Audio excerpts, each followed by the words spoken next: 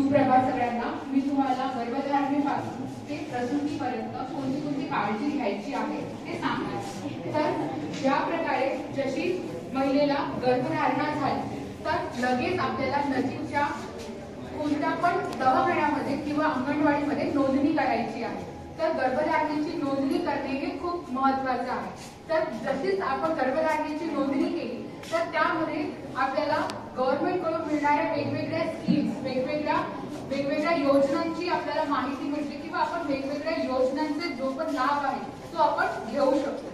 तर यामध्ये आपण जेव्हा पण आपली नोंदणी करतो गर्भधारणेची त्यामध्ये आपल्याला वेगवेगळ्या सुरुवातीच्या कालावधीमध्ये वेगवेगळ्या चाचण्या केल्या जातात। रक्ताची तपासणी, लघवीची तपासणी, महिलेची उंची, वजन यामधून आपल्याला पुढे होणारे प्रसूती दरम्यान होणारे त्रास याची माहिती आपल्याला आधीच मिळून जाते की आपल्याला कोणते त्रास उद्भवू शकतात आणि आपण कोणती काळजी त्यासाठी घ्यायला हवी।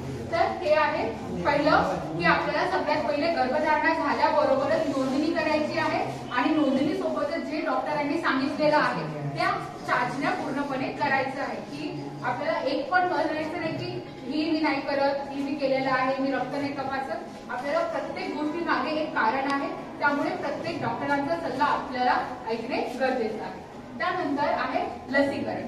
तर आपल्याला महिलेला टीटीचा डोस हा आपण गर्भधारणेमध्ये देतो। तर आपण 4थ्या महिन्यामध्ये हा डोस देतो, 4थ्या महिन्यानंतर त्यानंतर 6 हप्त्यानंतर दुसरा डोस देतो। तर हे 2 डोस घेणे खूप गरजेचं आहे। तर हे डॉक्टरांच्या सल्ल्यानुसार हा लसीकरण घेणे गरजेचं आहे। जर महिला गेल्या 3 वर्षांमध्ये पुन्हा प्रेग्नेंट होत आहे तर आपण एकच डोस देतो, त्याला बूस्टर डोस म्हणतात। तर हा टीटीचा डोस आपल्याला गर्भधारणेदरम्यान घेतला जातो। आणि एक महत्त्वाची बाब आहे की परिवार समर्थन। कोणती पण महिला आपल्या परिवारामध्ये गरोदर आहे तर सगळ्यात पहिले तर तिने स्वतःने एक्सेप्ट केलं पाहिजे, स्वतः तिने समजून घेतलं पाहिजे आणि तिच्या परिवाराने तिला समर्थन दिलं पाहिजे।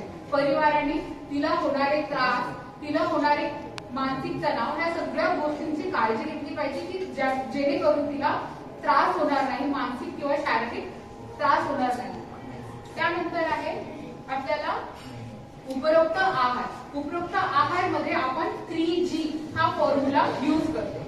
पहिलं G म्हणजे ग्रेन म्हणजे कडधान्य।